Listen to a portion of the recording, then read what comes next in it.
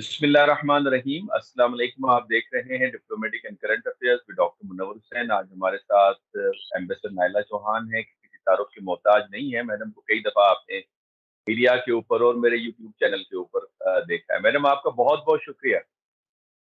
Thank you so much doctor साहब कि आपने मुझे रुजू किया। मैडम, बात शुरू करते हैं कि जो चाइनीज फॉरेन मिनिस्टर हैं वो दौरे के ऊपर गए सिंगापुर, और सिंगापुर के फॉरेन मिनिस्टर के साथ उनकी मुलाकात हुई। और उसमें देखा ये गया कि सिंगापुर के जो फॉरेन मिनिस्टर थे उन्होंने टाई नहीं पहनी हुई थी।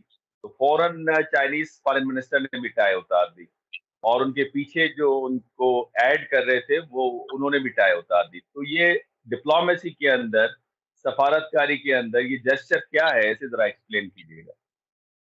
ये एक डिप्लोमेटिक जेस्चर है और बड़ा ग्रेसफुल जेस्चर है कि आप अपने इंटरलोक्यूटर को कंफर्टेबल करने की कोशिश करते हैं। और आपको पता है डॉक्टर साहब कि जब भी कोई डिप्लोमेटिक मीटिंग होती है तो ड्रेस कोड पहले से एक्सचेंज हो जाता है, बता दिया जाता है कि किस तरह के कपड़े पहनने हैं और पूरा ड्रेस कोड की इंफॉर्मेशन एक्सचेंज होती है। बहरहाल आई डोंट नो कि हुई या नहीं हुई, लेकिन जब फॉरेन मिनिस्टर ने देखा कि उनके जो होस्ट है उन्होंने नहीं पहनी हुई टाई, तो उन्होंने एक लम्हा सोचे बगैर अपनी टाई उतार दी। और उनके पीछे जो खड़े थे उनको शायद आपने पहचाना नहीं, वो चाइनीज एम्बेसडर पाकिस्तान में भी रह चुके हैं, सुन्नी लोग। जी जी जी जी। तो उन्होंने भी एकदम वही उतार दी। ये वही चाइनीज एम्बेसडर है पाकिस्तान में ना मैडम, जिनको उर्दू भी आती है, और बल्कि वो उर्दू के अंदर अच्छी पोएट्री भी करते हैं।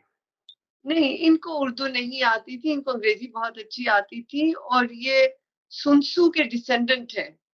सो ये सुन्नी अच्छा डोंग जो है, ये वो जो आप आर्ट ऑफ वॉर पढ़ते हैं, ये उनके डिसेंडेंट है। अच्छा अच्छा अच्छा अच्छा।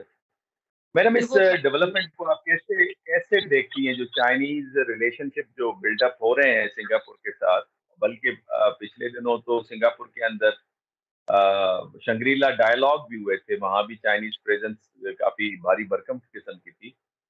तो ये अपने जो खत्े के अंदर उन्होंने कनेक्टिविटी रखी हुई चाइनीज ने, हत्ता कि इंडियंस के साथ भी उनका रिश्ता तो है ट्रेड का। तो इस पॉलिसी को आप कैसे देखती हैं? मैं इसको बहुत पॉजिटिवली देखती हूँ जी। इंडिया के साथ भी उनकी स्ट्रेटेजिक पार्टनरशिप है। कोई मतलब हल्का रिलेशनशिप नहीं है, अच्छा रिलेशनशिप है। और आप देखिए कि चाइना जो है वो इस रीजन को कंसोलिडेट करने की कर रहा है अमन के थ्रू। पहले उन्हें सऊदी अरेबिया और ईरान के दरमियान कराया, और उसके बाद उन्होंने जो है, जो साउथ चाइना पॉलिटिक्स चल रहे हैं, और आपने देखा होगा किस तरह से पहले नैन्सी पेलोसी वहां चली गई, और उसके बाद अमेरिकन ने कहा नहीं नहीं, हम वन चाइना पॉलिसी में बिलीव करते हैं। और फिर ब्लिंकन चाइना गए, फिर उनकी फाइनेंस सेक्रेटरी ऑफ स्टेट वहां पे गई। तो ये इट्स वेरी इंटरेस्टिंग। और चाइना, अब आप देखिए सिंगापुर वैसे देखने को वेस्टर्न ब्लॉक के साथ उसकी ज्यादा एफिलिएशन है। हालांकि Singapore is an important member of ASEAN also. तो China is hmm also consolidating itself with ASEAN. वैसे तो आसियान +3 डायलॉग होती है जिसमें कि चीन भी होता है, यूएस से भी होता है। लेकिन यहाँ पे आप देखिए कि वो अपने रीजन में अमन के लिए किस तरह से एक्टिवली पार्टिसिपेट कर रहे हैं। हम्म हम्म। बहुत खूब मैडम। मैडम, ये बताइएगा कि आपने जिस तरह फरमाया कि चाइनीज जो है वो इस खत्े के अंदर अमन व अमान और सलामती को बरकरार रखने के लिए या उसको बढ़ाने के लिए अपने इकदाम कर रहे हैं। तो इस हवाले से पाकिस्तान क्या चाइना से सबक हासिल कर सकता है, specially in the case of India? क्योंकि जिस तरह चाइनीज की एक फील्ड के अंदर या एक एरिया के अंदर उनकी स्ट्रेटेजिक कंपटीशन है इंडियंस के साथ, लेकिन दूसरी जगह अच्छा ट्रेड भी चल रहा है। इसी तरह माजी में हम देखते हैं कि अमेरिका के साथ भी उनकी स्ट्रेटेजिक कंपटीशन अब भी खैर है। और एक नैरेटिव भी सामने आ रहा है कि जो अमेरिका है वो चाहता है कि चाइना को भड़काया जाए ताइवान के इशू के ऊपर। لیکن اس کے باوجود چائنیز جو ٹریڈ ہے امریکہ کے ساتھ وہ تقریباً $700 بلین سے زیادہ ہے. تو کیا ہم سبق سیکھ سکتے ہیں؟ ہماری جو پالیسی ہے اس حوالے سے آپ کیا سمجھتی ہیں کہ وہ ٹھیک ہے یا اسے لیسنس لرن کرنا چاہیے؟ دیکھیے ہر ایک پالیسی اس کی کانٹیکسٹ میں ہوتی ہے. جہاں تک پاکستان کی بات ہے، ہم ہمیشہ سے امن کی طرف کوششیں کرتے رہے ہیں، کوشاں رہے ہیں.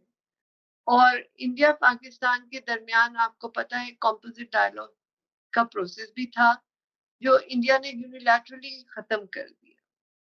پھر آپ کے درمیان اور بہت سے میکنزم تھے، چاہے وہ ٹیررزم پہ ہوں، چاہے وہ نیوکلیئر پہ ہوں، چاہے وہ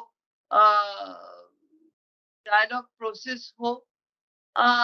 انڈیا نے ان پروسیسز میں ڈسرپشن خود لائی. تالی ایک ہاتھ سے نہیں بجتی ہے، دونوں ہاتھوں کی ضرورت ہوتی ہے. چین کا جو ویٹ ہے ان دا ریجن اور جو اس کی اکنامک پاور ہے وہ اس کو ایک ایڈوانٹیج دیتی ہے. ہمیں ابھی اپنا گھر سنبھالنا ہے ڈاکٹر صاحب. ابھی آپ کے ہاں اکنامک جو ہے وہ مسائل ہیں، آپ کے سیاسی جو ہے وہ سسٹم فریجائل ہے. میرا خیال ہے کہ ہم کمپیریزن کر نہیں سکتے. یہ تب ہوتا ہے جب آپ کہتے کہ پاکستان دوستی کی طرف نہیں ہے، which is not true. Pakistan نے ہمیشہ امن کی طرف مطلب کوششیں کی ہیں اور ہاتھ بڑھایا ہے.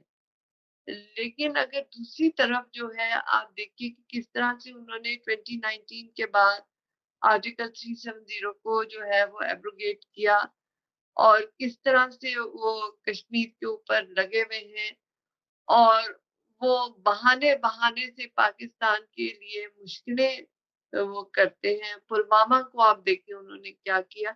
ہم نے پھر بھی گریس شو کی. ہم نے ان کا جو پائلٹ تھا اس کو گریسفلی واپس بھیجا، عزت کے ساتھ بھیجا. چاہتے تو آپ اس کو جیل میں ڈال سکتے تھے، آپ اس کے ساتھ بہت کچھ کر سکتے تھے اکارڈنگ ٹو انٹرنیشنل لا، لیکن آپ نے امن کا جو ہے وہ پالیسی اڈاپٹ کی اور اس کو عزت سے چائے پلائی اور خدا حافظی کی. تو جہاں تک پاکستان کی بات ہے، آپ میرا نہیں خیال پاکستان کو اس میں فالٹ کر سکتے ہیں. جیسے میں نے عرض کیا دونوں جانبان جو ہیں وہ اگر ایک دوسرے کی طرف بڑھیں تبھی ہوگا، ایک طرف سے نہیں ہو سکتا. اور آپ کی یہ بات بھی صحیح ہے کہ اگر آپ ٹیکنیکلی دیکھیں تو ٹریڈ پوٹینشیل بہت زیادہ ہے ان دو ممالک میں، اور نہ صرف ان دو ممالک کی وجہ سے پورے ریجن میں ٹریڈ میں بہت اضافہ ہو سکتا ہے. لیکن جب بھی کوئی ان کا سیاسی یہ ہندوتوا جو آپ کے پالیٹکس ہیں اس پہ جب بھی ان کا کوئی سیاسی ایجنڈا ہوتا ہے تو وہ ٹریڈ کو بھی اس پہ افیکٹ کراتے ہیں. ہماری طرف سے نہیں ہوتا، ان کی طرف سے ہوتا. تو اس وجہ سے میڈم آپ چاہیں بھی تو آپ دیکھیے پہلے آپ ان سے ٹماٹر بھی لے رہے تھے، چیزیں لے رہے تھے. انفارمل ٹریڈ آپ کی انڈیا سے چل رہی ہے لیکن فارمل ٹریڈ آپ کی بالکل جو ہے وہ زیرو پہ ہے. اچھا میڈم یہ بتائیے گا کہ جو بھی ہماری گورنمنٹ آتی ہے پاور میں وہ سب سے پہلے ہاتھ بڑھاتی ہے دوستی کا انڈیا کی طرف. بیانات جاری ہو جاتے ہیں، یعنی خان صاحب کی حکومت تھی انہوں نے بھی ہاتھ بڑھایا. پچھلی جو 1.5 سال حکومت رہی آتے ہی 2 دفعہ پرائم منسٹر شہباز شریف نے بھی ہاتھ بڑھانے کی کوشش کی. اور یہ جو عبوری حکومت آئی ہے یہاں پہ بھی جو ہمارے فارن منسٹر ہیں جیلانی صاحب انہوں نے بھی کہا کہ ہم انڈیا کے ساتھ بات چیت کرنا چاہتے ہیں. تو ہماری طرف سے ہمیشہ یہ پازیٹیو بات جاری ہوتی ہے، انڈینز کی طرف سے جواب نہیں آ رہا ہوتا اور ان کے سوشل میڈیا سے اس بات کا اندیا ملتا ہے کہ وہ بات چیت کرنے کے لیے تیار نہیں ہے، وہ نہیں چاہتے کہ بات چیت کریں. اور ویسے بھی 2024 میں الیکشن آ رہا ہے تو اگر وہ بات چیت کریں گے تو وہ جو پروپیگنڈا ہے الیکٹورل پالیٹکس میں ووٹ اٹریکٹ کرنے کے لیے بی جے پی کا، وہ تو درے کا دھرا رہ جاتا ہے. تو ہم خاموشی کیوں نہیں اختیار کرتے؟ بار بار ہم کیوں آفر دے رہے ہیں کہ بات چیت کریں بات چیت کریں؟ دیکھیے ہم اس لیے کہتے ہیں ہر کیونکہ نئی حکومت آتی ہے تو وہ یہ باور کرانا چاہتی ہے کہ as Pakistani we have no problems. ہم دوستی چاہتے ہیں, ہم خطے میں امن چاہتے ہیں. اب دوسری طرف کی ذمہ داری ہے اور وہ پھر دنیا کو بھی نظر آتا ہے کہ کون سی جانب جو ہے وہ جو ہے وہ کھچی ہوئی ہے اور کون سی جانب جو ہے وہ دوستی اور امن کا پیغام لے کے بیٹھے ہوئے ہوں، بالکل صحیح فرمایا آپ نے. اچھا میڈم، چلیں یوں مان لیتے ہیں کہ ہم دنیا کو باور کرانا چاہتے ہیں. کیا دنیا اس سے باور ہوتی ہے کہ پاکستان کی طرف سے پرابلم نہیں ہے اور یہ پرابلم انڈین بیہیویئر کا ہے یا ان کی جو انٹرنل پالیٹکس ہے اس کی وجہ سے آگے دوستی نہیں بڑھ رہی؟ کیا دنیا اس چیز کو سمجھتی ہے، پاکستان کا ساتھ دینے کو اس حوالے سے تیار ہے؟ دیکھیے دنیا تو دنیا ہے اور دنیا رنگ برنگی ہے. ہر ملک جو ہے وہ اپنے ویسٹڈ انٹرسٹ کو دیکھتا ہے. آپ دیکھیے جی. ابھی آپ کا یو ایس اے کے ساتھ ڈیفینس کی کوآپریشن بھی جو ہے مزید بحال ہوئی ہے اور جی. امریکہ کا جو ہے ایک کہتے نہیں ہیں کہ وہ چاہتے ہیں کہ ہندوستان اور پاکستان کے درمیان جو ہے وہ روابط جو ہے وہ بہتر ہوں. تو ممالک بھی ہیں اور جس طرح آپ کی ہیومن رائٹس واچ ہے, ایمنسٹی انٹرنیشنل جو بتا رہے دنیا کو کہ ہندوستان میں کیا ہو رہا ہے اور کیوں وہ اس طرح چاہتے ہیں. آپ G20 کی جو ٹورزم کا ورکشاپ تھا, ورکنگ گروپ میٹنگ تھی سری نگر میں, اس میں دیکھیں کہ جو دنیا کے اہم ممالک تھے مثلاً چین ہو گیا, ترکی ہو گیا, سعودی عربیہ ہو گیا, انہوں نے اس میں حصہ لینے سے اصولوں کے بیس پہ انکار کی. اور جو ٹھیک ممالک ہے. میں شمولیت بھی کی وہ ایک لوور لیول پہ کی, صرف اس لیے کہ وہ ہندوستان کو ناراض نہیں کرنا چاہتے پر ان کو باہر کرانا چاہتے کہ آپ کس طرح سے ایسے ٹورزم کر سکتے ہیں جہاں ہر 10 فٹ پہ ایک فوجی کھڑا ہے بندوقوں کے ساتھ. تو یہ تو سب سے بڑی دنیا کی ایک زندان ہے. اور یہ میرا خیال ہے ان کی جو پالیسی تھی وہ بیک فائر کی ہے. لیکن جب آپ یو این کا بھی کرٹیسزم کرتے ہیں جو بہت سے انٹرنیشنل ریلیشنز کے جو ایکسپرٹس ہیں وہ کرتے ہیں, تو وہ اس بات کو شاید اپنے اس میں نہیں لاتے, کاؤنٹ نہیں کرتے کہ یو این جو ہے وہ امپلیمنٹنگ باڈی نہیں ہے. یو این جو ہے اس کا چارٹر آپ دیکھیں تو it calls for peace, it calls for peaceful settlement of disputes, but it has no mechanism to implement those resolutions. The resolutions have to be implemented by the member states. اس میں پھر کن members جو ہیں وہ اپنے فوجی بھیجتے ہیں, جس طرح آپ دیکھیے کہ جب انہوں نے افغانستان پہ کیا تو انہوں نے آئی ایس ایف فورسز کو اکٹھا کیا, تو وہ ایک امپلیمنٹنگ میکنزم انہوں نے ڈیوائس کر لیا اور اس میں انہوں نے وہ امبریلا بنائی نیٹو کی. سو مالک جب کچھ چاہتے ہیں تو وہ پھر ایک اس طرح کا آلٹرنیٹ میکینزم بناتے ہیں. انفارچونیٹلی کشمیر کے اوپر کوئی ایسا امپلیمنٹنگ میکنزم نہیں بنا. ہم صرف ایک مورل پریشر دیتے ہیں کہ یہ ناانصافی ہے, یہ انفینشڈ ایجنڈا آف اور پارٹیشن ہے, یو این کی اس پہ ریزولوشنز ہیں. اور مزے کی بات ہے کہ یو این پہ ہندوستان لے کے گیا تھا ایشو, ہم تو نوزدہ تھے, اتنا پتہ بھی نہیں تھا کرنا کیا ہے. تو یہ انہی کی مہربانی ہے کہ آج بھی وہ یو این کے ایجنڈا میں ہے. گو کہ وہ نہیں چاہتے کہ اب وہ ہو, کیونکہ اب وہ یو این سیکورٹی کاؤنسل کے ممبرشپ کے ایسپیرنٹس ہیں. تو ساری دنیا ان کو یہی کہہ رہی ہے نا کہ اگر یو این کے سیکورٹی کاؤنسل کی آپ ممبرشپ چاہتے ہیں تو اس کی ریزولوشن کا احترام کرنا آپ کے لیے ضروری ہے. अच्छा, मैंने भी बड़ी इंपॉर्टेंट बात कही कि चूंकि यूएन का अपना मैकेनिज्म नहीं है, इस वजह से कश्मीर के हवाले से जो इम्प्लीमेंटेशन है यूएन रेजोल्यूशन की उस तरह से नजर नहीं आता। वाकई इस बात को इग्नोर किया जाता है, और मैं तो आपका शुक्रिया अदा करूंगा कि ये आपने बड़ा एक मुनफरिद पॉइंट जो है इसको आपने एलाबोरेट किया है, और ये हमें समझना होगा इस हवाले से।